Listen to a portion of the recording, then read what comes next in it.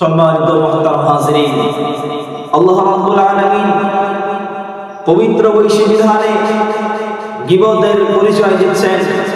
ইয়া আইয়ুহাল্লাযীনা আমানু ইজতানিবু কাসীরান মিনায-যন্নি, হে বিশ্বাসী ব্যক্তিগণ, হে ঈমানদার ব্যক্তিগণ, তোমরা বহুল ধারণা থেকে বেঁচে থাকো।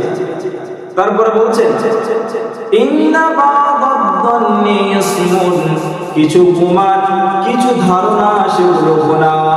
ওয়ালা তাজাসসু, তোমরা গোয়েন্দাগিরি করো না। ওয়ালা ইয়াগতাব বা'দুকুম বা'দা, আর তোমরা একে অপরের নামে গীবত করো না। কেন? তোমরা কি চাও আইয়ুহিব্বু আহাদুকুম আন ইয়াকুলা লাহমা আখিহি মাইতান ফাকারিহতুমু।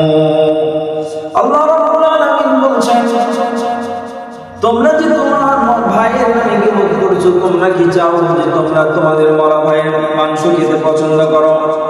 ফাকারিহতুমু, তোমরা কখনোটা পছন্দ করবে না। ওয়াত্তাকুল্লাহ, তোমরা আল্লাহ রাব্বুল আলামিনকে ভয় করো।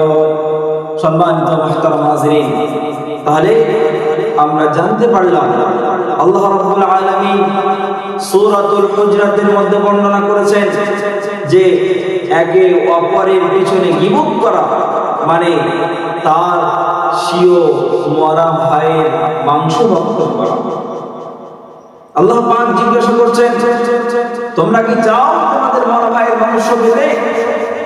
তারপরে আল্লাহ পাক সেটা আবার পরিষ্কার করেছেন, ফাকারিহতুমু, না তোমরা চাইবে না, কিন্তু তারপরেও তোমরা এই গীবত নামক মারাত্মক গুনাহের সাথে তোমরা জড়িয়ে